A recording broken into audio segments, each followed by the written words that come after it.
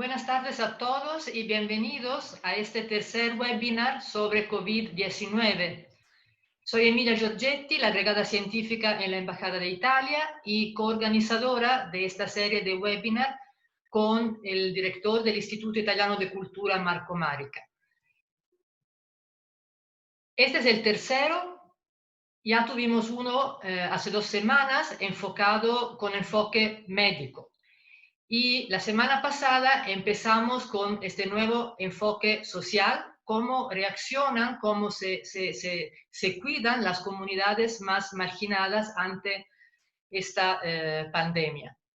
La semana pasada hablamos de adolescentes privados de la libertad y de mujeres. Y hoy hablaremos de pueblos indígenas.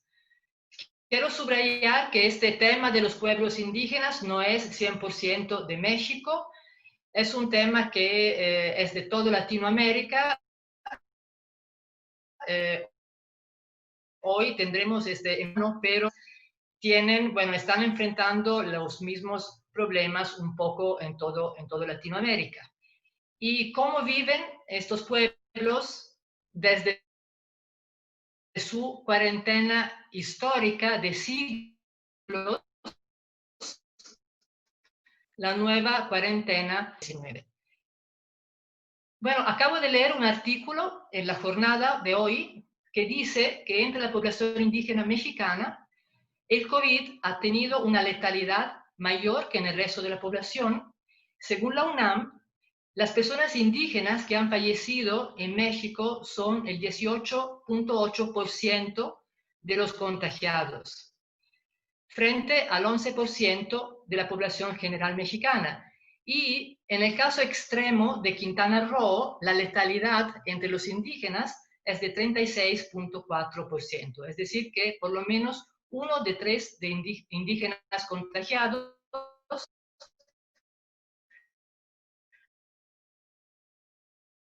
muere por coronavirus.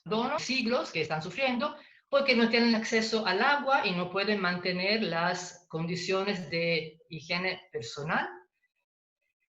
No tienen acceso a centros de salud con personal médico capacitado en pandemia. Y además de eso,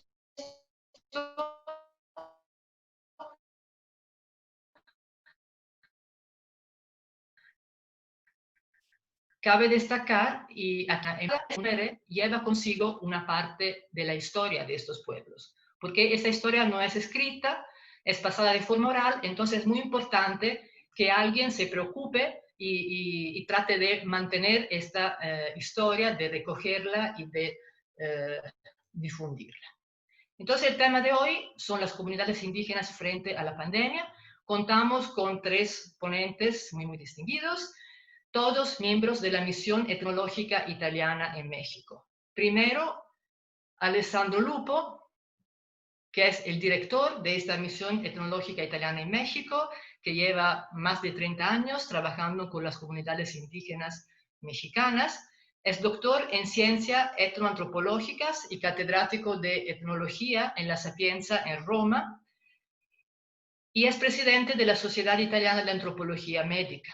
Ha realizado investigaciones etnográficas entre los Huaves de Oaxaca y los Nahuas de Puebla, estudiando etnoastronomía, cosmovisión, tradición oral, conocimientos médicos, prácticas rituales, la nueva evangelización y las dinámicas culturales en general.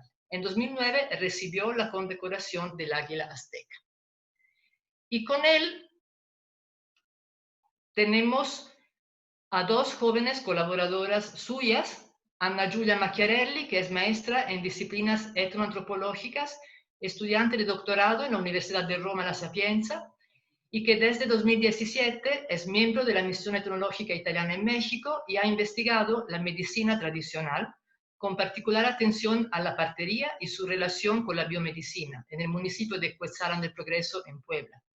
Actualmente está llevando a cabo una tesis sobre asistencia a los ancianos discapacitados en Roma durante y después de la crisis pandémica. Y con ella, Lavina Micheli, licenciada en Cooperación Internacional y Desarrollo, maestra en disciplinas etnoantropológicas por la Universidad de la Sapienza en Roma, miembro de la Misión Etnológica Italiana en México. Lavinia en 2019 ha realizado una investigación etnográfica en Cuetzalan del Progreso sobre las estrategias de empoderamiento de las mujeres nahua de la Sierra Norte de Puebla. Antes de cederle la palabra a Alessandro Lupo, les quiero comentar que cualquier pregunta la tienen que escribir, anotar en la chat y después de la charla tendremos las respuestas. Entonces, Alessandro, puedes empezar, te cedo la palabra. Muchísimas gracias, Emilia. Espero que me escuchen. Aquí estamos muy agradecidos con el Instituto Italiano de Cultura y con su director, Marco Marica y Emilia Giorgetti, por su hospitalidad, que no empieza hoy, lleva ya muchos años, y que ya nos ha permitido presentar varios trabajos de los miembros de la misión. Permítanme expresar toda mi cercanía y mi afectuosa participación a los mexicanos de toda la República, pero en especial de la costa oriental, que ayer fue sacudida por el terremoto, que afortunadamente no fue tan letal como en el de 2017, pero al mismo tiempo es un sismo que se viene a sumar a eventos trágicos que el lunes pasado han afectado una comunidad muy querida para mí, que es San Mateo del Mar, donde voy haciendo mis investigaciones desde el lejano 1979 y donde ha habido un terrible acto de violencia, donde fallecieron asesinados 15 personas, entre ellos 2 mujeres. Y esto se debe a toda una serie de tensiones políticas muy fuertes que tienen que ver con la gestión del territorio, ICOTS, intereses económicos muy importantes que han creado conflictos, y este último evento terrible ha sido la última manifestación de la inestabilidad política de esta región. Hemos escogido para este encuentro de hoy el tema de la salud y la sostenibilidad en las comunidades indígenas durante la pandemia de COVID-19. ¿Cómo nos atrevemos a hablar de esto, ¿no? Nosotros tenemos enorme atrevernos a hablar como etnólogos de estos temas.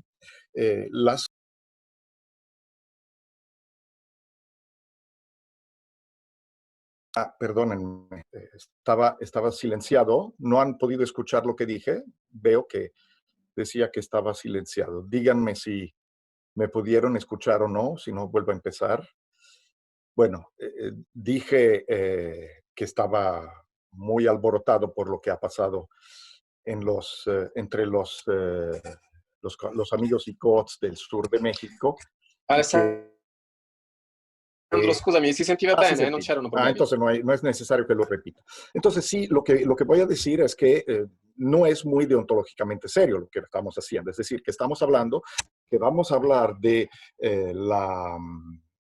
una cuestión sobre la que no hemos podido llevar a cabo investigaciones en el terreno, ¿no? No hemos podido realizar pesquisas, entrevistas y todo esto. Las ponencias anteriores, sobre las plumas, el mantel de plumas del Museo Pigorini, hecha por Valeria Bellomia y Davide Domenici, y la posterior, hecha por Federica Reinelli y Giulia Cantisani, podían contar con muchos años o meses de investigación en el terreno. En nuestro caso, nosotros hemos tenido que basarnos en la muy larga experiencia de trabajo en una de las zonas del México indígena donde tenemos buenas relaciones y con la cual hemos tenido intercambios gracias a los contactos informáticos en las últimas semanas, y por esto nos atrevemos a hablar de algo que de otra forma no sería muy serio que platicáramos. Vamos a presentarles unos datos sobre nuestras investigaciones. Ojalá hubiéramos podido estar como estábamos hace 2 años en el terreno con nuestros amigos, como es Miguel Cruz, ese experto de danzas tradicionales entrevistado por Grazia Tuzzi, pero aunque no podamos estar en el terreno y renunciar a nuestra presencia en el campo, podemos, sin embargo, hacer investigación a larga distancia gracias a la tecnología, que es una de las grandes novedades del confinamiento que esta pandemia nos ha impuesto. Y afortunadamente, la tecnología ha alcanzado todas las regiones, incluso las comunidades indígenas, con las cuales, por lo tanto, es posible intercambiar comunicaciones. Son comunidades que nos acogen desde hace 40 años con enorme calor y amistad. Nos es grato poder hablar. Espero también que algunos de ellos nos puedan escuchar y que podamos después tener una interlocución en el debate que habrá al término de nuestra ponencia. ¿Por qué nos preocupa mucho hablar de las comunidades indígenas? Porque, como acaba de decir Emilia Giorgetti, son las más expuestas.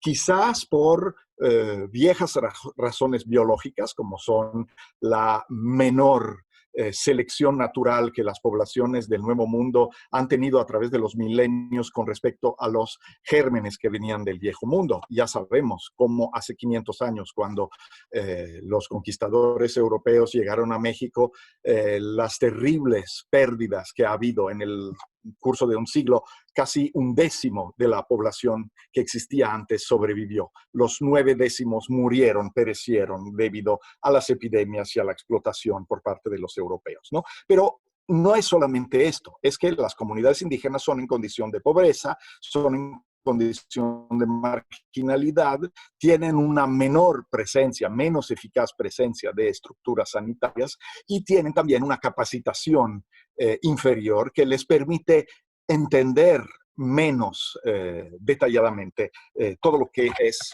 necesita saberse para poder reaccionar a la pandemia y contrarrestar.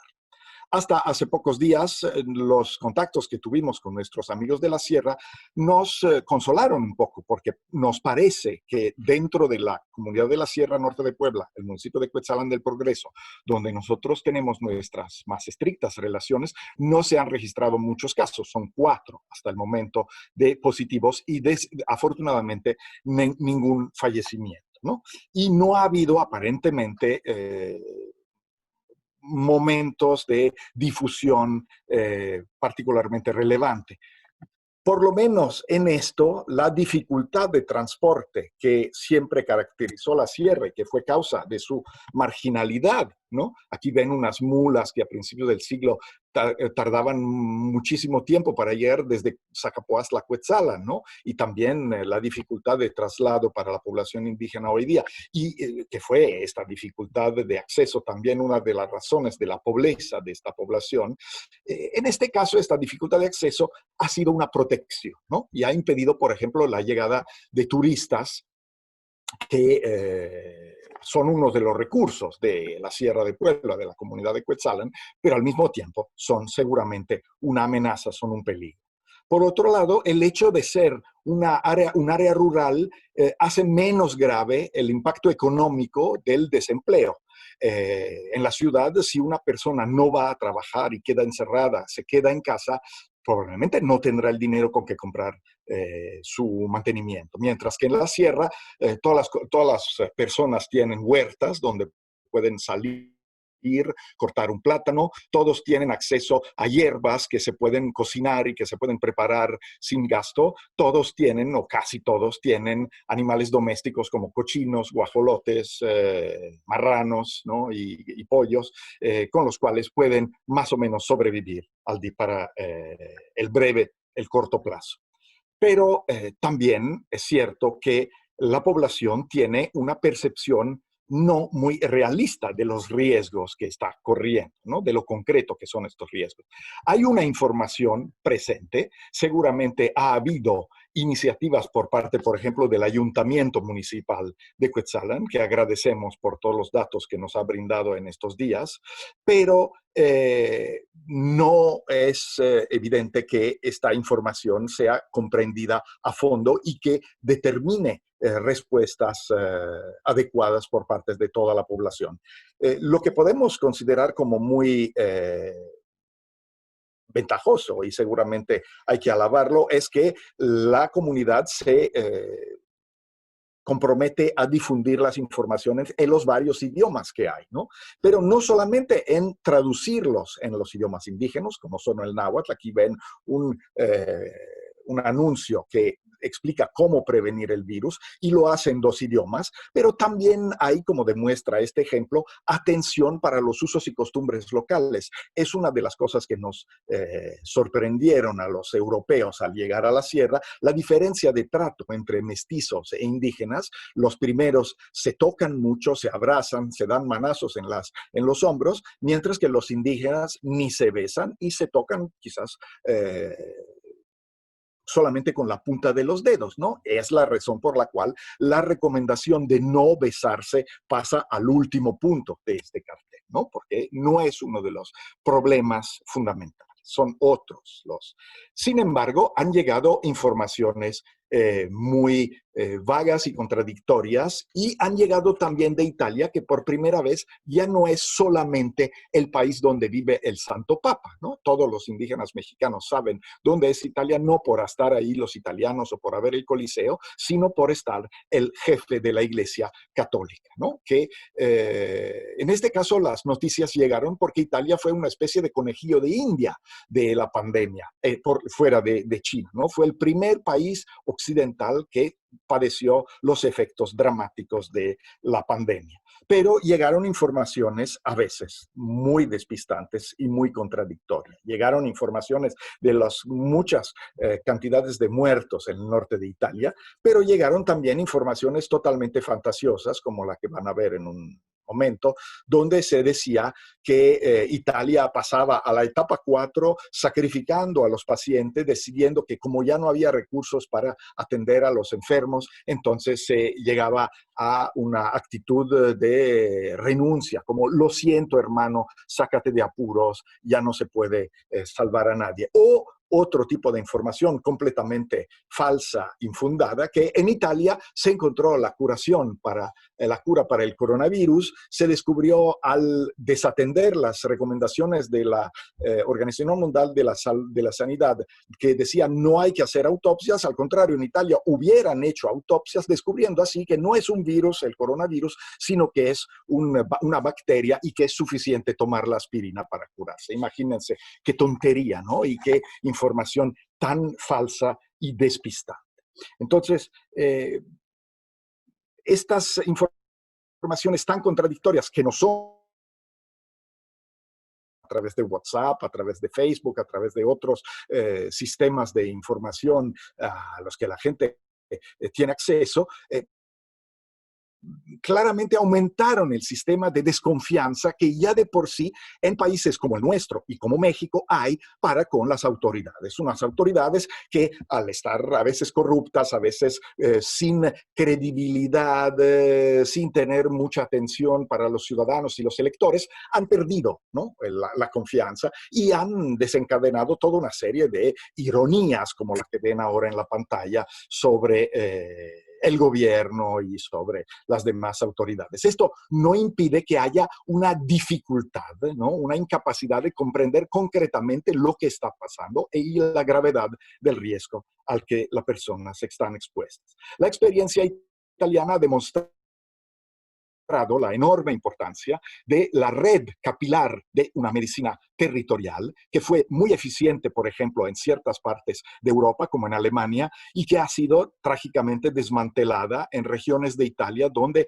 la privatización de la salud pública ha hecho que este tipo de asistencia fuera muy negativo. Y en este sentido, permítanme hacer un comentario, ¿no?, con respecto al hecho de que su país en este momento esté pensando invertir enormes cantidades de dinero para el Tren Maya, cuando al contrario sería mucho más importante que se invirtiera en una red de salud territorial, de puestos, centros de salud como el de Santiago y Yancuitlalpan que ven aquí en esta diapositiva, ¿no?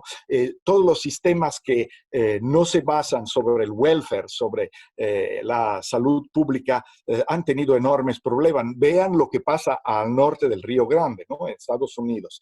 Es importante que las personas sean inducidas a escuchar las recomendaciones, que tengan confianza, pero también es importante que no toda la responsabilidad se les dé a los particulares, ¿no? Es una forma de descargar su propio compromiso por parte de las instituciones, el de decir que son las amas de casa, que es el ciudadano el que tiene que cuidarse. Es cierto, todos tenemos que cuidarnos, pero también tiene que haber un fuerte compromiso por parte de las instituciones en darnos informaciones creíbles y toda una serie de posibilidades de protegernos. Tanto por decir un ejemplo, ¿no? Quédense en casa, pero si una persona tiene que circular, está obligada a desplazarse. Y si desplazarse es a través de camionetas, pues las camionetas quizás no sean el sistema más seguro. Y aparte de esto, no todos tienen los recursos para adquirir, para comprar cubrebocas, guantes, gel protectivo, desinfectante y todo. Entonces, no es tan obvio que todos tengan la posibilidad de acceder de poder cumplir con lo que se le recomienda. Al mismo tiempo, lo que es importante, y lo retomaremos al final, es importante tomar en cuenta de que todos los ciudadanos no son unas entidades pasivas e inertes ante la pandemia, ante la tragedia que está afectando al mundo, sino que son personas con su mente, con su genio, con sus iniciativas, con su agentividad, capaces de tomar iniciativas. Por lo que nosotros sabemos de la comunidad de Cuetzalan y de sus comunidades aledañas, ha habido iniciativas como, por ejemplo, la promoción de no la venta al exterior, sino del consumo por parte de la propia población, por ejemplo, del miel de abeja, que se supone sea protectiva para las vías respiratorias y las afecciones que pueden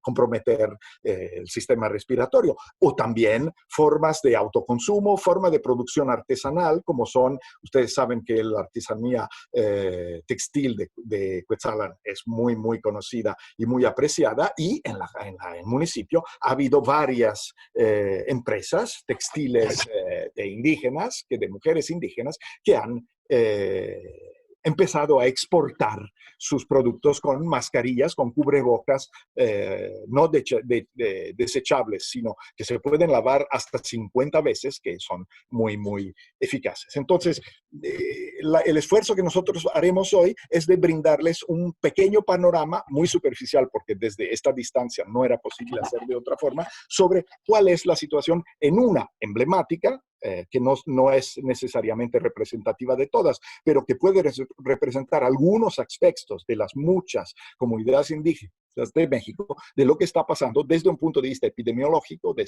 sanidad y desde el punto de vista económico. Doy la palabra a la maestra Ana Julia Macchiarelli, que va a seguir con la presentación desde el punto de vista de la salud.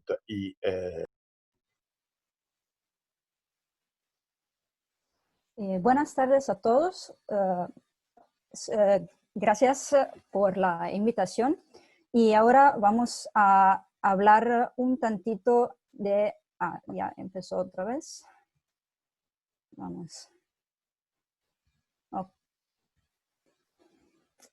Ok.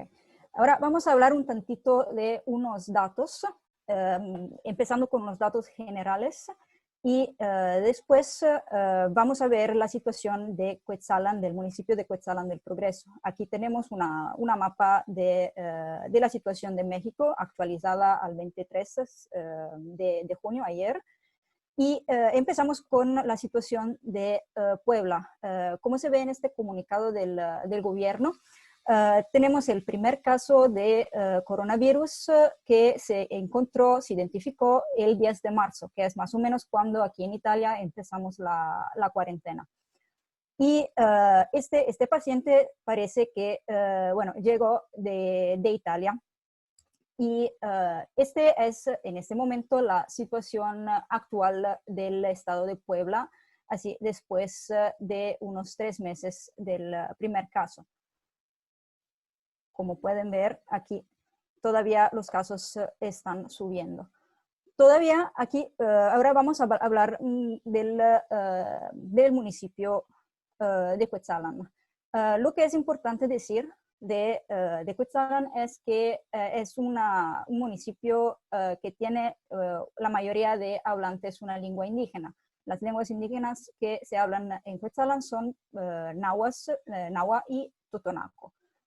Mientras en el estado de Puebla, como podemos ver de estos datos de unas investigaciones del INEGI, el estado de Puebla también tiene una percentual muy alta de hablantes de una lengua indígena, pero es del 10%, mientras en Cuetzalan ya estamos entre el 70 y 73%. Y el primer caso de Cuetzalan fue después de un mes y medio del primer caso del estado de Puebla. Y vamos a ver un tantito los datos de esta persona. Fue una mujer de 63 años y que no tuvo pero la necesidad de ser internada en el hospital. Pero fue cuarentenada en su casa, en la comunidad de Taxipehual. Y en este artículo se puede ver que la población todavía parece que no estaba tomando las medidas necesarias para cuidarse en seguridad. Así, el ayuntamiento reforzó estas medidas sanitarias y también un bloque del turismo, porque Cuetzalan se cerró el 13 de abril y no dejó pasar los turistas. Y aquí vemos la situación actual de Cuetzalan y de los municipios limítrofes, incluido Puebla, para comparación, y vemos que, como ya hemos dicho, que Cuetzalan nada más tiene unos 4 casos y nadie falleció. Pero un municipio muy cerca, que es una de las etapas del viaje hasta Cuetzalan, es Zacapuastla, que ya tiene unos 20 casos. La situación de Cuetzalan en este momento, nosotros aquí no podemos, hemos pedido información por unos amigos que tenemos, unas personas conocidas que nos dieron una visión de lo que está pasando en Cuetzalan. Aquí vemos la situación normal de Cuetzalan durante la plaza llamada también Tianguis del Domingo, que aquí podemos ver la parroquia de San Francisco de Asís, los escalones donde hay bancos y la calle más grande que es la de Miguel Alvarado. Esta es la situación actual. Así que esta es la misma calle, la foto no fue de domingo, pero puede dar la impresión de cómo es en este momento la situación de la calle. Ahora, con estos datos en mente, vamos a ver, yo les voy a hablar de la situación del cuidado de la salud. En este momento, el ayuntamiento todavía tiene todas las medidas de seguridad y que reforzó otra vez desde del 22 al 28. Y aquí vemos unas camionetas que desinfectan las calles y unos gráficos informativos donde se pide a la población de cuidar no solo ellos mismos, pero también las otras personas, porque, por ejemplo, ya sabemos que los adultos mayores son los más afectados y la prevención del coronavirus es un esfuerzo comunitario. No se puede combatir solos. Antes de ver en detalle la situación del coronavirus, le quiero explicar un tantito cómo funciona la medicina en Cuetzalan. Cuetzalan tiene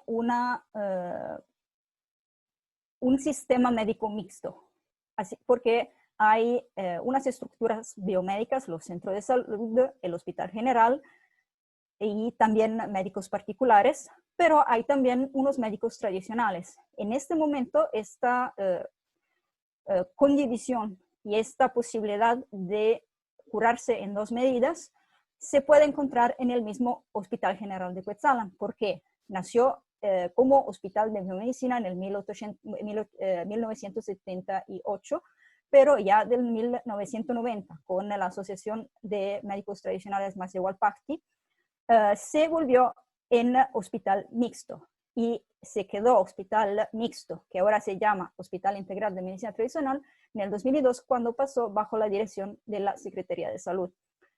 En este momento, pero, el hospital no está trabajando llanamente, porque solamente se atienden emergencias, incluidos pero los partos. Porque es importante hablar también del Hospital General de Teciutlán, porque este hospital es uno de los más cerca, y cuando no se puede ir al hospital de Cuetzalan, muchas veces se va al hospital de Teciutlán, que pero en este momento también está convertido para solamente pacientes de coronavirus. Así que también la población general no tiene la posibilidad de hacer consultas y prevención de otras enfermedades. Y aquí vemos que, por ejemplo, ya en el 6 de abril, el hospital de Cuetzalan ahora está abierto, como ya dije, pero el 6 de abril cerró porque no tenían los insumos necesarios para hacer frente a la emergencia del coronavirus. Pero ahora vamos a ver la parte de medicina tradicional de este hospital, porque esta estructura, bueno, el módulo de medicina tradicional ya estaba en el 2011, cuando construyeron la nueva estructura encima de la ciudad de Cuetzalan, pero esta estructura que ven en la foto es del 2003 y es abierta todos los días. ¿Por qué es importante el módulo de medicina tradicional? Porque todas las personas que trabajan allí, que son administrativos y terapeutas tradicionales, hablan náhuatl, que es la lengua, el idioma indígena más hablado en Cuetzalan. Y es muy importante porque hay unas personas que todavía o prefieren o no saben hablar español perfectamente. Así que el módulo de medicina tradicional está completamente cerrado en este momento. Y también los 60 terapeutas que aquí vemos en capacidad menor, son unos de los varios terapeutas, no están trabajando. Así que el problema no es solamente de los pacientes, pero también de los terapeutas que en este momento trabajan solo en las comunidades, porque sí están autorizados a también trabajar en las comunidades, pero este módulo se volvió con los años en un punto de encuentro para la población indígena, para consultas y para sugerimientos, y también para ayudar a las personas que no hablan o no confían en los médicos, en los biomédicos, a ser canalizados al Hospital General. Yo me ocupé en mi investigación de la partería en particular, y aquí vamos a leer un pedazo de una entrevista que hice a una de las parteras del módulo, que explica cuál es la situación en este momento, porque también la partería es un trabajo que está desapareciendo. Todavía en Cuetzalan hay muchas parteras, ya 30, 35 trabajan en el módulo de medicina tradicional, pero hay muchas más que trabajan independientemente, que yo no tuve la oportunidad de encontrar. Pero el problema es que yo encontré unas parteras entre los 40 y 85 años. En este momento no hay jóvenes que quieran aprender. Aquí esta partera nos dice que las jovencitas tienen asco, no quieren ver la paciente. Pero también otro problema es que las parteras en este momento no tienen confianza de atender partos en la casa. Esto es porque son capacitadas por la Secretaría de Salud, son capacitadas por el módulo, son autorizadas a practicar en las comunidades bajo controles. y tienen también todas las medidas para atender partos, pero tienen miedo porque, por el hecho de la mortalidad materna y el hecho de la mortalidad neonatal. Así que, ¿qué cosa podemos pensar que está pasando en este momento en Cuetzalan? Esta es la situación antes del COVID, así que la partera no solo se ocupa de parto, pero se ocupa de todo el ciclo reproductivo de la mujer. Funciona también como consejadora, como una persona que te ayuda, que te explica unas cosas que no son explicadas por los padres, como por ejemplo la menstruación, la menopausa, la contracepción.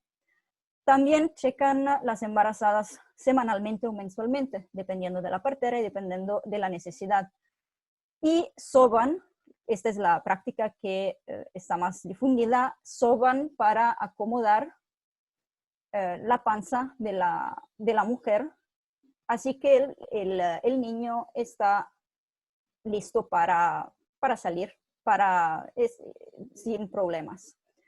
Así que ya decimos que las parteras son capacitadas y tienen también una maleta con todos los insumos necesarios para atender partos y se ocupan también de unas prácticas después del parto.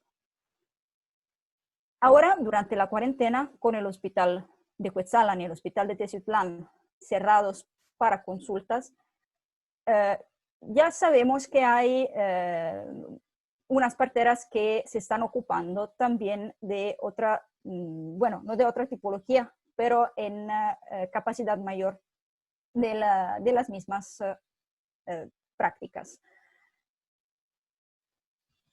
Así que, ¿qué podemos pensar? ¿Por qué la partería en este momento está en declino?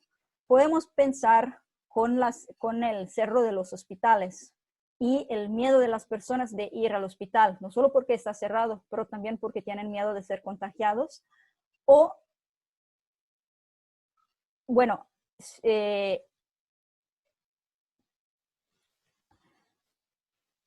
perdón, así que podemos pensar que vamos a ver, puede ser un resurgimiento de la partería tradicional, como ya sabemos que está pasando en otros lugares, como nos dijo Roberto Campos en una conferencia para la Sociedad Italiana de Antropología Médica. Así que ahora hemos visto más o menos la situación de la salud y lo que puede pasar en un futuro. Y voy a dar la palabra y el control a la línea para ver el hecho de la economía. Gracias por su...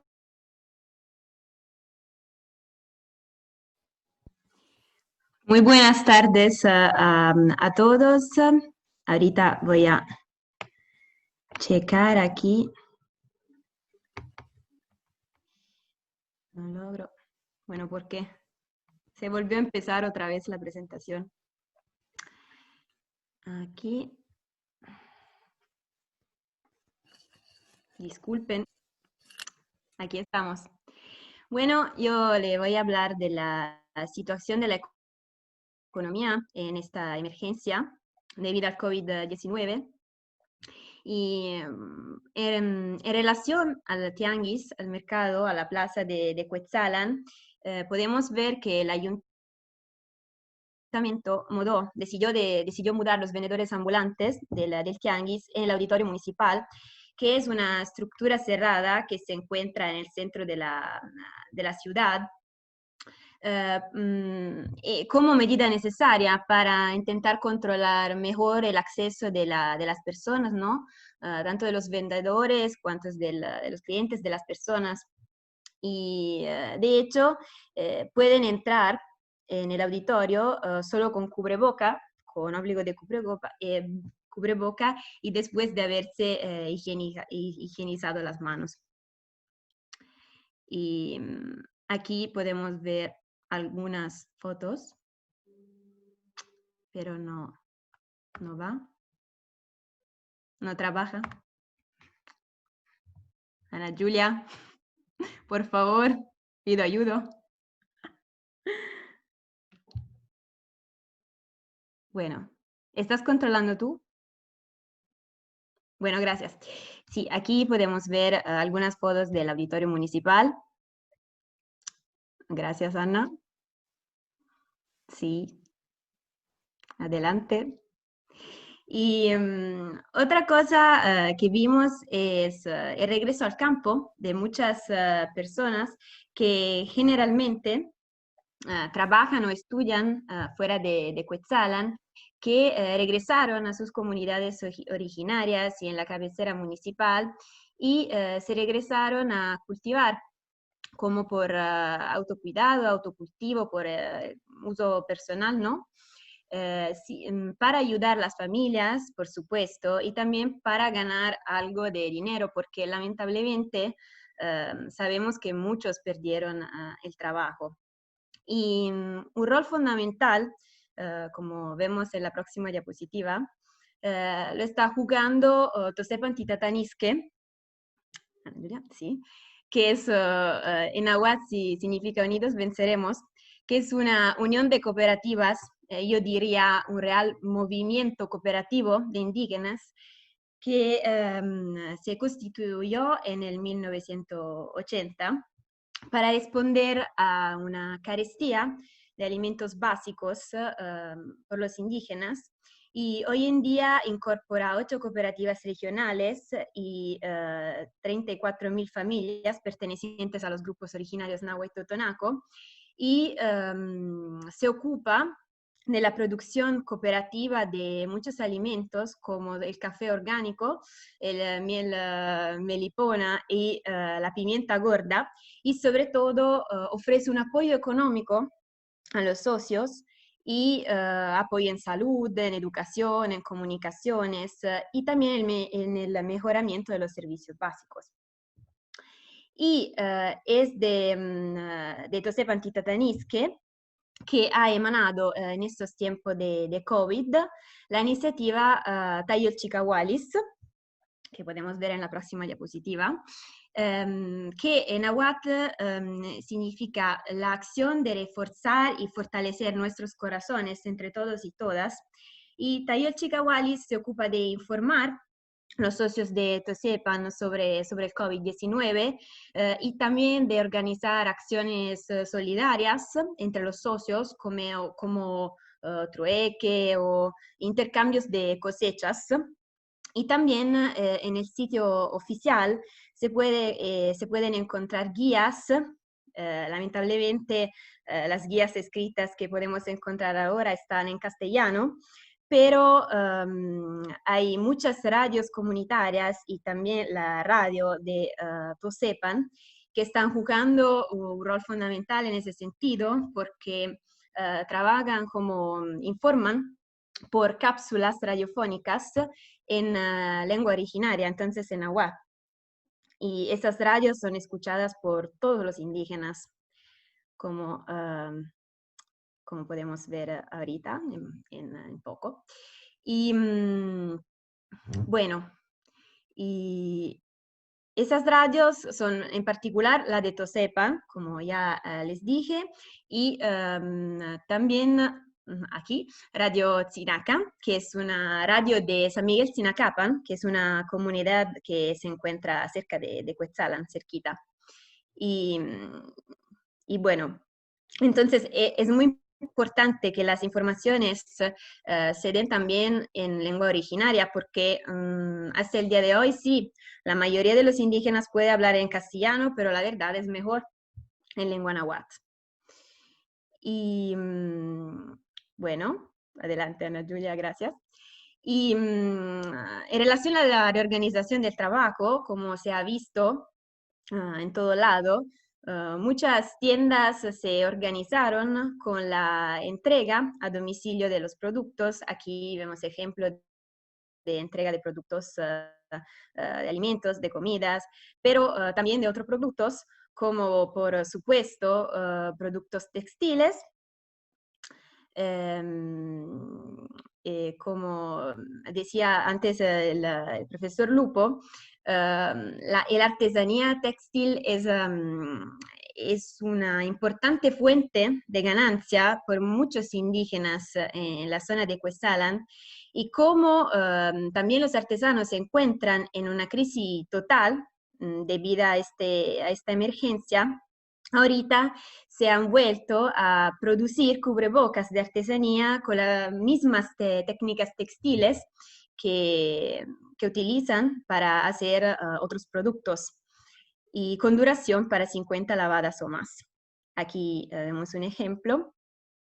Y también se organizaron algunos con la venta en línea de productos. Aquí vemos un bonito rebozo hecho por las mujeres de la Masewa Tsuame y Monseñor Chicahuani, que en Nahuatl significa mujeres que se apoyan y trabajan juntas, que es una organización de mujeres indígenas que administra un hotel muy bonito que se encuentra en Cuetzalan, que es el Hotel Tazelotzin, en donde se hacen muchas actividades como actividades textiles, venta de productos de medicina tradicional y muchas otras cosas. Por supuesto, el Tazelotzin, como otras actividades ligadas al turismo de la zona, fueron mucho afectadas porque sabemos que en Cuetzalan el turismo es una actividad fundamental, y Cuetzalan es un lugar turístico, hace parte del programa de los pueblos mágicos, ¿no? Y por lo general las calles de Cuetzalan están llenas de turistas, sobre todo en tiempos de ferias, como podemos ver aquí. Está la feria de San Miguel Sinacapan, ferias que están llenas de colores, así, de gente, y la verdad es muy triste ver fotos de Cuetzalan de ahora que están vacías, con las calles vacías, ¿no? Y de verdad muy triste. Y es muy triste porque también podemos ver fotos de sitios turísticos que están vacíos y súper controlados, ¿no? Por policía, como en este caso, y así con todos los controles, realmente muy triste. Y no estamos acostumbrados a verla así. También el transporte fue afectado, por supuesto. Aquí las combis, que es el medio de transporte usual, habitual, debería circular con cupo reducido. La verdad, no siempre es así, porque no toda la gente utiliza cubreboca y también hace mucho calor en este tiempo, entonces es muy difícil. Y también la policía hace un control a las entradas de la ciudad, como podemos ver aquí. Pero bueno, la verdad no muchos usan cubrebocas. Y sí, de un tema que me interesa mucho, y que es la violencia doméstica, bueno, y la situación de las mujeres indígenas. Me interesa mucho porque mi investigación para mi tesis de mayoría fue sobre el empoderamiento de la mujer indígena, y que ha mucho que ver con la violencia, lamentablemente, y podemos imaginar que con este confinamiento doméstico se subió mucho la violencia doméstica y familiar. La violencia de las mujeres es un problema muy importante y muy real en México, porque vemos que 6 de cada 10 mujeres son víctimas de violencia. El 95% de los feminicidios se quedan impunes. Y yo trabajé en Cuetzalan en estrecho contacto con la Casa de la Mujer Indígena, Masehuatzcuatcali. ¿Y qué es la Casa de la Mujer? Es una estructura que se ocupa de apoyar y de atender mujeres que son víctimas de violencia familiar, mujeres indígenas. Y lo bueno es que es administrada de mujeres indígenas, y las usuarias son también indígenas. Entonces es una herramienta muy importante para estas mujeres no solo para conocer los derechos, pero también, sino también para empoderarse y crear un espacio, un propio espacio alternativo a la violencia. En particular, en la CAMI de Cuetzalan, que fue una de las primeras CAMI, fundada en el 2003, hay un área de apoyo a la salud, un área de apoyo legal y un área de apoyo emocional. Ya les dije que la situación está realmente muy fea. Podemos ver que en el periodo de esta cuarentena, en particular en el periodo entre marzo y mayo de 2020, subió mucho el número de las llamadas entregadas a las autoridades para denunciar violencia doméstica, hasta el 77%, según los datos de Red Nacional de Refugios. Y como me dijo esta informadora, la violencia es como un síndrome y es terrible, ¿no? Porque siempre han luchado las mujeres indígenas para buscar estrategias, pero la verdad es muy difícil, ¿no? Y aparte de eso, en relación a la CAMI específicamente, lo que pasa es que el gobierno cortó los recursos y entonces ahorita las CAMIs están trabajando, están siguiendo adelante con mucho esfuerzo de parte de las mujeres indígenas porque están sin recursos. Entonces, en relación a la CAMI de Cuetzalan, ahora está sí trabajando, pero redució su trabajo porque se queda abierta como 2 veces por semana y las usuarias siguen yendo, pero de forma voluntaria porque no tienes recursos. Y eso para mí, bueno, no lo puedo ni escuchar porque me parece absurdo, ¿no? Yo creo la única herramienta que tienen muchas mujeres indígenas para intentar como defenderse y crearse un espacio propio, ¿no? Y es por eso que se creó hasta una petición que se encuentra en el internet. No sé si Ana Julia puede mostrarle esa diapositiva. Sí, adelante. Me gustaría que los que me estén escuchando vayan a firmar esa petición porque la verdad es muy importante.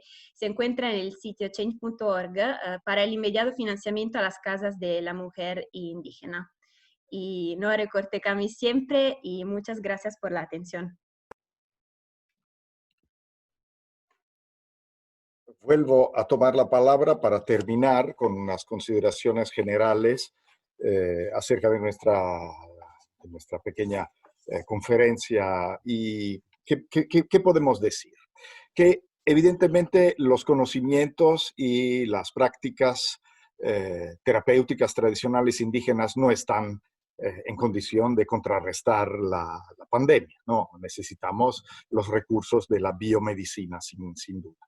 Sin embargo, aún siendo inadecuados para enfrentar una emergencia de tipo tan planetario como esta, la sabiduría, los conocimientos, los modelos sociales indígenas sí nos pueden proporcionar algo que inspire nuestra reacción y quizás nos ayude a repensar nuestro modelo de vida asociada. Aquí ven una representación gráfica de la propuesta de un esfuerzo que algunos miembros de la Iglesia Católica, de la pastoral indígena, así llamada, están llevando a cabo desde hace varios años en el municipio de Cuetzalan y del que hablarán en septiembre en otra conferencia del Instituto Italiano de Cultura, Claudia Troilo y Lorenzo Zapochetti, otros 2 compañeros de la misión. Y este modelo, ¿en qué se basa? En una relación no predatoria y respetuosa con el ambiente, en la preservación de la diversidad natural y la propensión a un parco autoconsumo, el respeto por el pluralismo de las culturas y la fuerte solidaridad comunitaria basada en la igualdad, la reciprocidad, la redistribución y la preservación de una espiritualidad no individualista, sino compartida y capaz de custodiar el significado sagrado atribuido a los diversos componentes del cosmos, ¿no? Es un modelo que es alternativo, manifiestamente al sistema neoliberal que vemos está fracasando, ¿no? Antes de que llegara el COVID, estábamos discutiendo el calentamiento y la crisis ecológica, pero es obvio que todo esto está conectado. Entonces, ¿por qué estoy haciendo hincapié en el modelo indígena como un modelo inspirador también para nuestra reacción occidental a la crisis que el planeta está viviendo? Porque aunque nosotros tengamos que intervenir localmente con modelos autorables como el que nos da la Organización Mundial de la Sanidad, hay que tomar en cuenta las realidades locales, hay que adaptarlas, hay que no pasar por alto la necesidad de adaptar a los contextos locales los modelos universalistas, ¿no? Que son pensados como one size, una talla única, ¿no? La semana pasada tuvimos una muy interesante conferencia en el seminario de la Sociedad Italiana de Antropología Médica. Ana Julia, por favor, pon la siguiente, de Takeshi Matsushima, un colega de la Universidad de Hiroshima, que nos explicó cómo en Japón, en el Extremo Oriente, las consideraciones y las recomendaciones que la medicina oficial y las instituciones gubernamentales promovían fueron al mismo tiempo adaptadas a los contextos locales, intentando promover lo que fuera una vía local, una vía que fuera íntimamente conectada desde el punto de vista cultural con la población a la que se dirigen este tipo de iniciativas. Las respuestas universalistas fueron mucho menos eficaces, también en Suecia, también en otros países como Italia, donde este modelo no culturalmente sensible no fue adoptado, ¿no? Entonces, aparte estos aspectos, hay también que reflexionar sobre, es importantísimo salvar vidas, ¿no? En ese momento, realmente estamos frente a una opción binaria, ¿no? Vida-muerte. Pero al mismo tiempo nos tenemos que interrogar sobre qué clase de vida, no la vida en sí, sino una vida digna, sino una vida llena de significado, una vida que sea socialmente compartida y todo esto. Y aparte la calidad de la vida, aún desde el pequeño aspecto práctico de la aplicación de las normas, de la compliance de los ciudadanos a lo que se le prescribe, lo que se invoca que hagan, nos escucharán mucho más. Nos harán mucho más caso y nuestra manera de comunicar con ellos será confiable, será cercana, será íntima con sus maneras de expresarse, ¿no? Aunque uno tenga las mejores intenciones, si no escoge la manera adecuada, adelante, Ana Julia, no podemos esperar que haya un resultado. Y hay que tomar en cuenta la capacidad de tomar iniciativa de las comunidades locales, como nos están demostrando con extraordinaria vitalidad las poblaciones Nahua y Totonaca de la Sierra. Debate que puede haber después.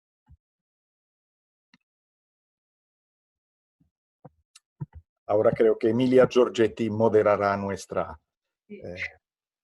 encuentro. Espero, sí. Sí funciona, te escuchamos. Ahora tengo micrófono. Muchas gracias a los tres, muy interesante la charla. No veo muchas preguntas en el chat, sobre todo felicitaciones o gente que solicita contactos para poder adquirir estos productos de los indígenas de Cuetzalan, y veo que Alessandro Lupo ya proporcionó un correo, que es el correo de la viña. Se pueden poner en contacto con ella para obtener estos productos. Ahora veo que están llegando las preguntas. Primero, bueno, unos comentarios. El modelo social de estas comunidades indígenas es un modelo que que ayuda mucho, ¿no? En esta condición de emergencia, en esta contingencia. Se pusieron las pilas y se organizaron para ver cuál es la manera mejor para enfrentarse a este problema del COVID. Y es un modelo social que alguien dice aquí en el chat, también el primer mundo tendría que considerar autoconsumo, solidaridad comunitaria y trueque. No sé si quieren comentar algo sobre esto y quiénes. Bueno, yo puedo decir una cosa. El modelo que la teología india propone a la Iglesia Católica, pero creo que las comunidades indígenas de las Américas proponen al mundo, es justamente un modelo diferente, ¿no? Respetuoso del ambiente, solidario, de compartir y de, sobre todo, autosuficiencia. Yo creo que algo que está salvando en este momento las comunidades indígenas rurales de México, en el momento del aislamiento y de la crisis económica, es justamente la capacidad de mantenerse con lo que la tierra les da, ¿no? No basta, no es suficiente, pero es algo. Lo que nosotros todos estamos temiendo mucho, como dice el compañero de Radio Guayacocotla, los saludo con mucho agradecimiento porque una alumna mía hace muchos años estuvo haciendo una tesis justamente sobre las radios comunitarias y a Guayacocotla, justamente, Federica Roma, no me gusta acordarme de ahora. El virus desafortunadamente llegará a las comunidades indígenas. Ojalá llegue tarde, ojalá llegue cuando habrá instrumentos para combatirlo, pero hay que hacerle caso, ¿no? Hay que protegerse. Aunque no haya llegado todavía, la gente indígena tiene que precaverse, porque puede ser que estén más expuestos desde un punto de vista genético y seguramente están más expuestos desde el punto de vista económico, desde el punto de vista de la fuerza del sistema sanitario en las periferias del país, y entonces hay que tomarlo muy, muy en serio. Y ojalá que las instituciones puedan brindar el tipo de asistencia necesaria, ¿no? Sí, gracias. Hay otra pregunta, pero ya contestaste. ¿Ustedes evalúan que llegará a la zona de Cuetzalan? ¿Es posible considerar que las comunidades indígenas sean más resistentes que los mestizos?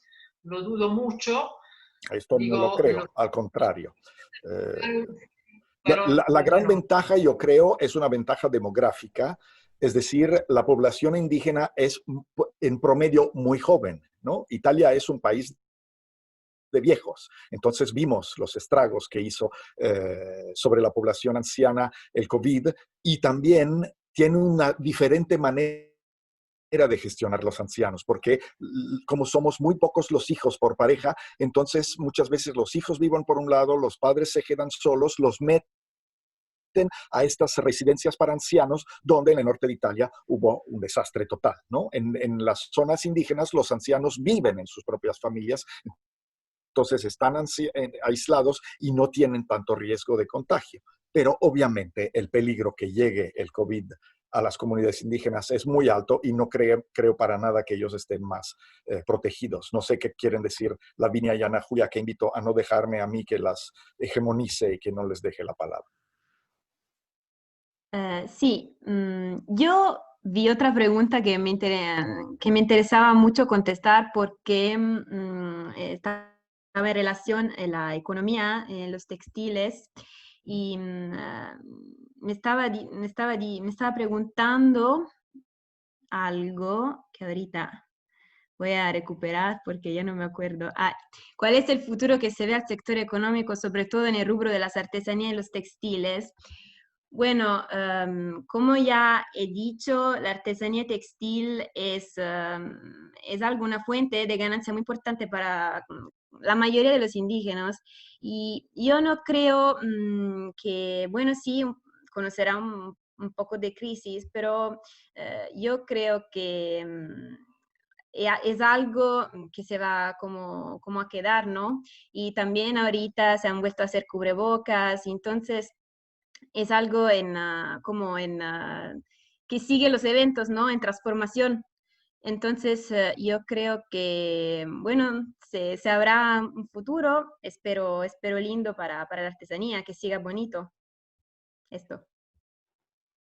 Un comentario sobre esto de la artesanía. Veo aquí en el chat que nos escriben desde el Centro de Internamiento Especializado para Adolescentes en Chiapas, y ellos también los indígenas de Chiapas también están elaborando cubrebocas. Entonces sería bueno si los que están escribiendo pudieran proporcionar un contacto, una dirección de contacto para los asistentes a este webinar. Sería muy interesante. Cierto. Y una pregunta es cómo se hace este trabajo de campo desde la cuarentena. No se hace, permíteme contestar yo con la autoridad del coordinador de la misión. No se hace trabajo de campo con Internet, no se puede. Nosotros los antropólogos siempre insistimos mucho en la necesidad de ver con nuestros ojos y imbuidos en la vida social de las comunidades lo que pasa, ¿no? Las entrevistas son fundamentales. Internet, WhatsApp, Facebook y otros instrumentos nos permiten tener comunicación con las personas, pero las personas te dan una comunicación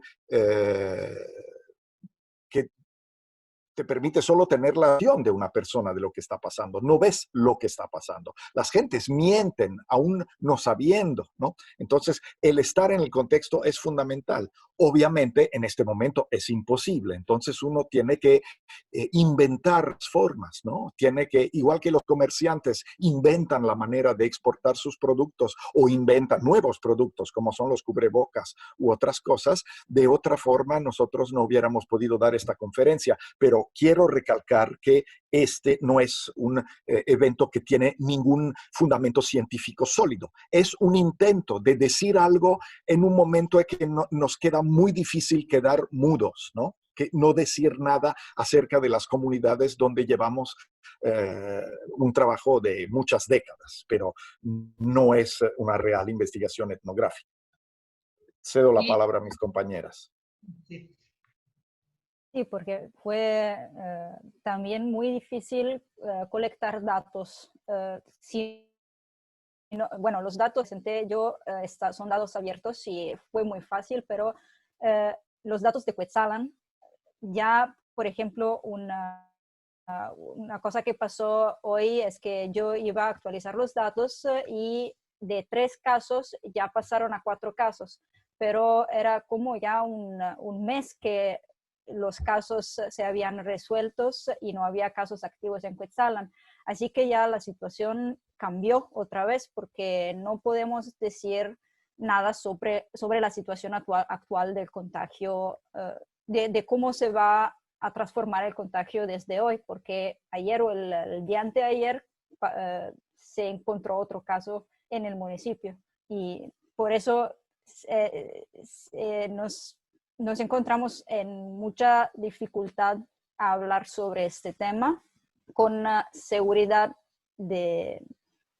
bueno, porque no, como ya ha dicho el profesor, no hemos tenido la posibilidad de ver las cosas y son representaciones y son también los datos que vemos son representaciones, no son datos etnográficos. Son datos parciales, son datos que nos han proporcionado nuestros amigos, sumamente agradecidos, pero que obviamente ellos no mienten cuando nos dicen lo que pasa, ¿no? Pero nos dan una visión parcial de lo que está pasando. Permítanme contestar una pregunta muy importante, porque nos preguntan si es posible que las comunidades indígenas tengan, Mirta nos pregunta, ¿no? Que si las comunidades indígenas, debido a sus, entre comillas, supersticiones, sus creencias, su desconfianza con el sistema médico, pueden tener una mayor dificultad a acceder a las precauciones que se dice que tiene que tomar uno, quizás menor disponibilidad a utilizar los cubrebocas y todo esto. Hace unas semanas el seminario de la Sociedad Italiana de Antropología Médica tuvo la oportunidad de escuchar a Roberto Campos, uno de los máximos expertos de antropología médica en México, que nos dijo que efectivamente en algunas comunidades de Chiapas, al momento de fumigar los miembros de las unidades de salud que habían ido a hacer este tipo de trabajo preventivo en las comunidades fueron agredidos porque las comunidades no entendieron el sentido de su intervención.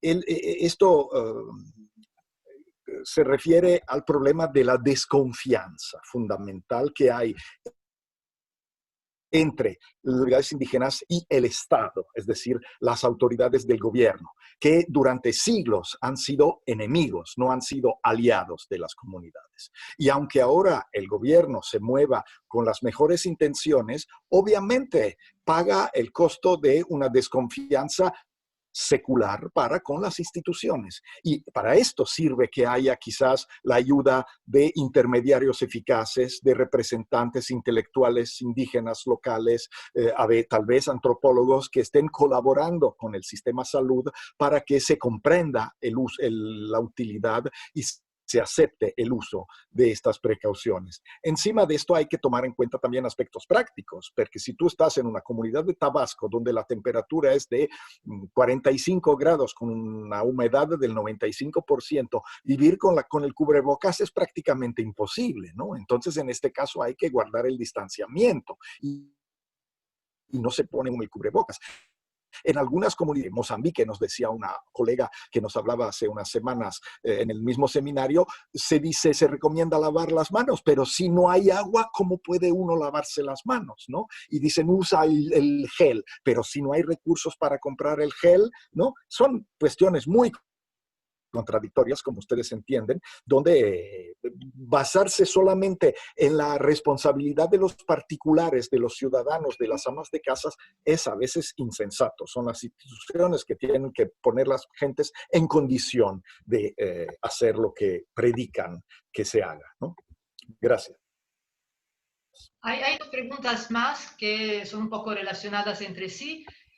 La primera es que si se hicieron rituales para defender la comunidad ante la amenaza del coronavirus y si se han utilizado, si se ha utilizado herbolaria o medicina tradicional para defenderse de la enfermedad. Ana Julia, ¿tú contestas esto? Bueno, sobre los rituales no sabía decirles por qué no tenemos informaciones. En eso vamos a decir que no sabemos. Pero sobre el herbolario, bueno, unas informaciones que circularon, pero son informaciones circularon en todo el mundo sobre el utilizo de limón y una en particular sobre el utilizo de omequelite, que es el Piper auretum, una planta que se ocupa mucho en el municipio de Cuetzalan, pero yo la encontré especialmente en la medicina, en la partería para los baños después del parto. Nunca la encontré para síntomas de tos o síntomas que son congruentes con los del coronavirus, pero llegó esta información, pero no es una información que podemos dar con confianza. Con respecto a la pregunta sobre las ceremonias colectivas, me imagino de tipo religioso, para protegerse del COVID, bueno, déjenme dar un comentario de tipo, no sé, antropológico religioso, no sé cómo llamarlo, ¿no? Hace años, me acuerdo, hubo un ciclón y terribles derrumbes en Acapulco y hubo una alta autoridad de la Iglesia Católica que dijo que el castigo de Dios había afectado un lugar de la perdición y del pecado. La cosa triste es que habían muerto bajo los derrumbes no los ricachones de Estados Unidos que iban con sus amantes a los hoteles de 5 estrellas, sino las pobres meseras o los pobres conserjes de los hoteles que vivían en las afueras del pueblo, ¿no? En este sentido, yo creo que el ejemplo que nos dio, no quiero parecer demasiado papista, ¿no? Pero el ejemplo que nos dio Papa Francisco es un ejemplo de sobriedad, ¿no? Con el hecho de cerrar las iglesias, de guardar distancia, de rezar, pero de cumplir con todos los requisitos que la racionalidad científica no rinda, ¿no? Entonces, en este sentido, seguramente, por lo que nosotros sabemos, hay un fervor religioso, hay la gente que se encomienda mucho con Dios, pero no hay misas, pero no hay eventos colectivos, porque sería un riesgo mucho mayor del alivio que puede dar desde un punto de vista psicológico unirse todos para rezar, ¿no? Entonces, les invito a no pensar en las comunidades indígenas como los pensaban los mestizos y los blancos de hace décadas, que los veían como unos irracionales, anticuados, atrasados, que no estaban al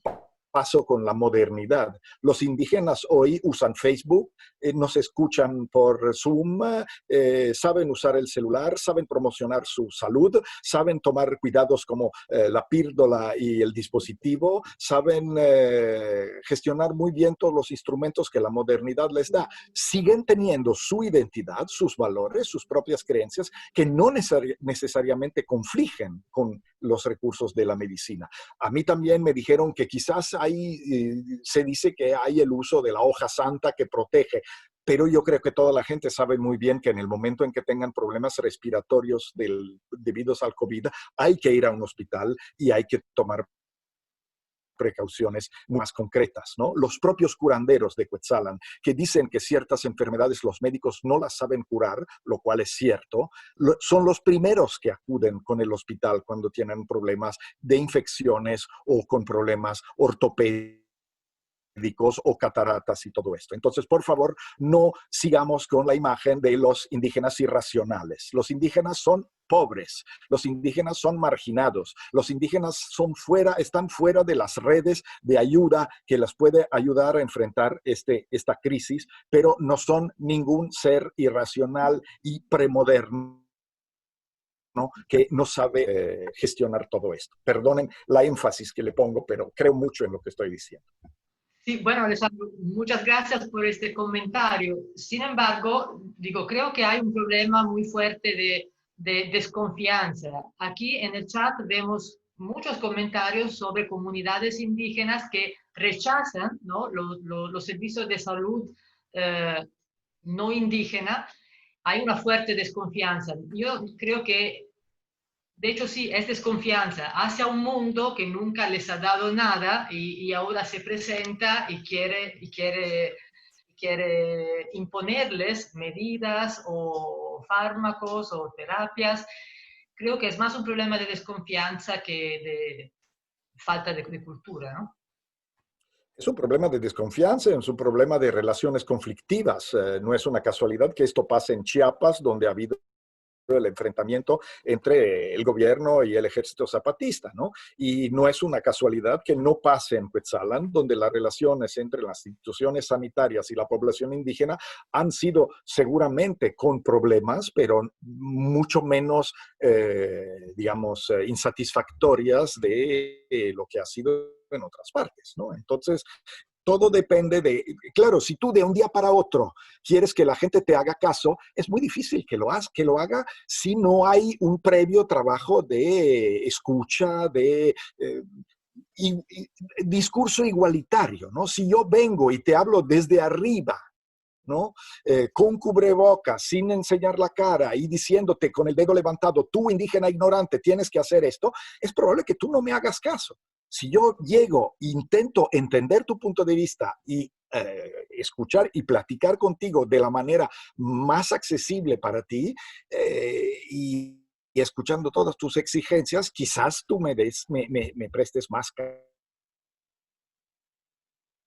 impuesto solucionar con actos inmediatos cuestiones que no se pueden solucionar de un momento para otro, ¿no? Pero por lo menos que nos haga enterar de la necesidad de una capacidad de interactuar mucho más eficaz. Creo que este es el problema muy grande, ¿no? Respetar estas culturas que son diferentes y ponerse en el mismo nivel, ¿no? No de arriba para abajo. No sé si hay más comentarios o... Sí, en esto de la situación de Cuetzalan, yo creo que mucho tiene que ver con con la Organización de Médicos Tradicionales de Masewalpacti y después del módulo tradicional, que ahora hay dos organizaciones, una es el módulo y una es el Masewalpacti, que ayudan a las personas, ayudan las personas que no son indígenas a ver la medicina tradicional, porque, por ejemplo, una práctica de turismo de Cuetzalan es el temazcal, y el temazcal tiene rezo, tiene hierbas, tiene tecito, tiene todo lo que es de medicina tradicional, pero se volvió en una práctica de turismo también, y ayuda a dar más credibilidad a las prácticas indígenas, y al mismo tiempo el módulo de medicina tradicional en Masewalpacti,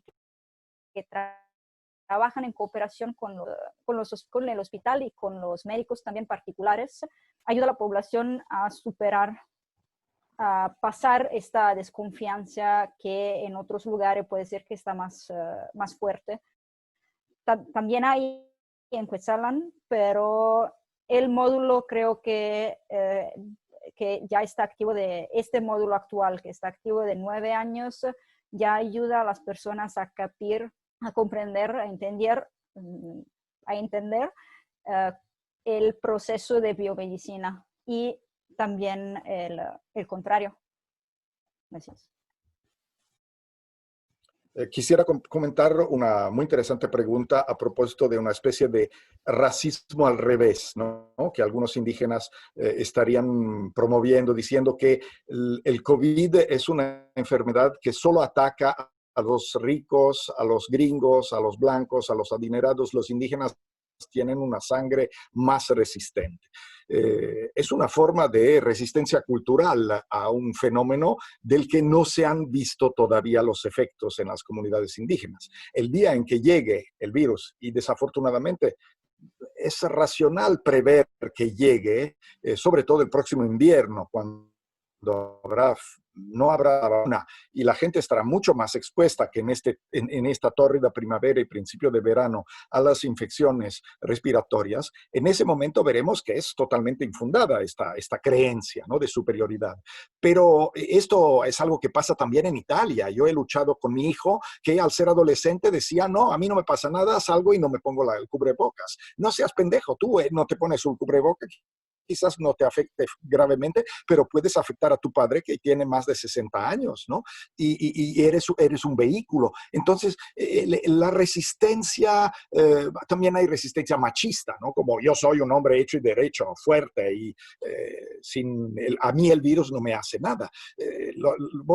Ustedes saben lo tonto que somos los machos cuando somos machos, ¿no? Y entonces no solamente pegamos a nuestras mujeres, sino que afectamos a nuestros ancianos, ¿no? Los infectamos.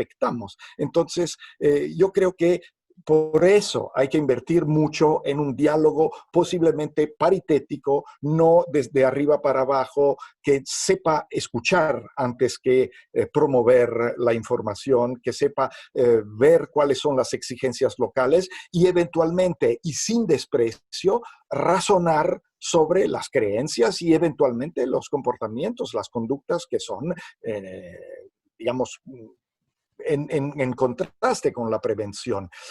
Pero seguramente los hay también. Pero yo creo que la ayuda de las propias comunidades, de los promotores de salud, de los maestros bilingües y todo esto puede dar una enorme ayuda, enorme. Lavinia, ¿qué vas a decir? Sí, quería contestar preguntas sobre la CAMI, que me parece interesante, y cómo se articula la atención a la salud sexual y reproductiva en la CAMI. Bueno, como ya he dicho, las compañeras de la CAMI acompañan a las mujeres en varias fases.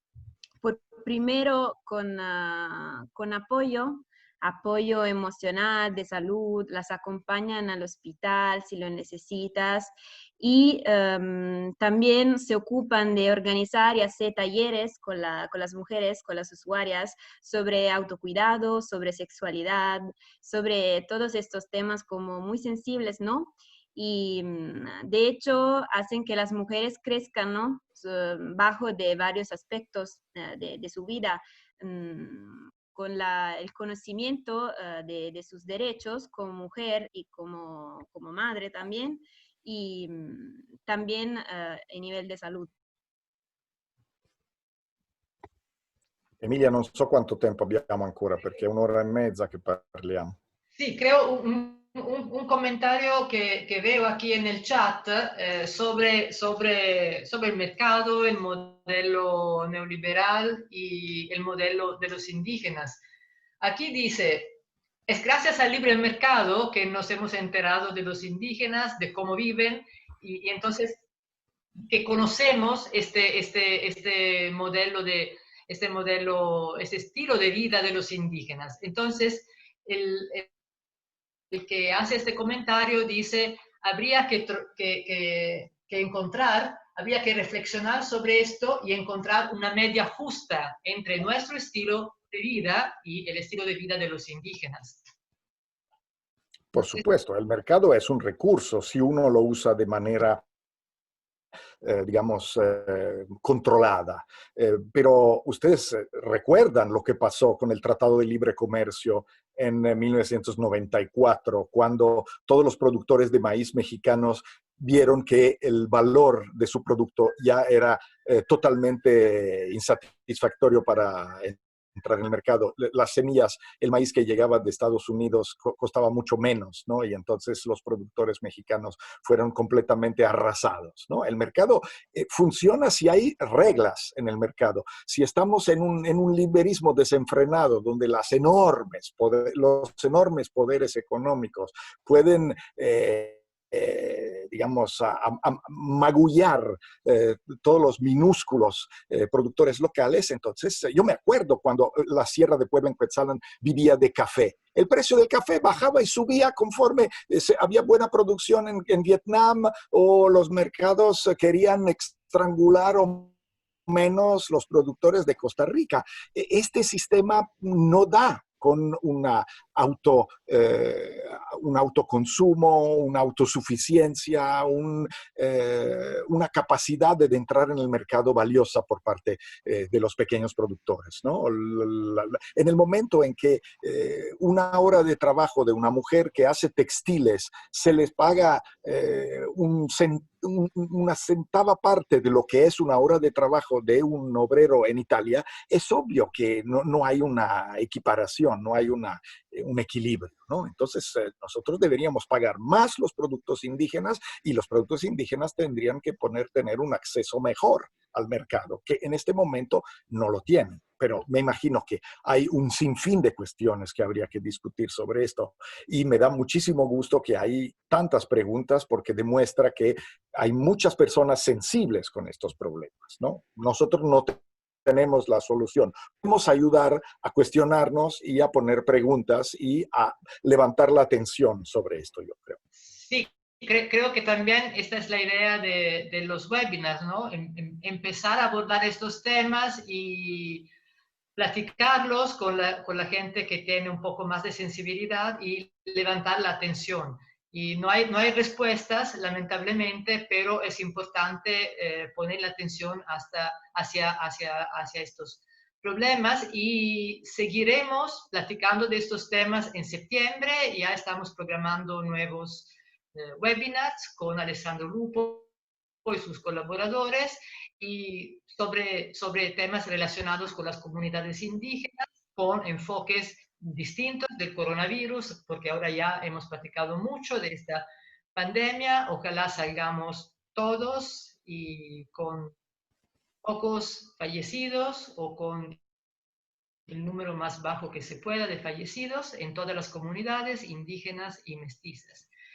Y les agradezco mucho su participación, agradezco mucho a los ponentes, excelentes como siempre, y nos veremos en septiembre. Muchas Muchas gracias. gracias. Gracias a ustedes. Hasta luego.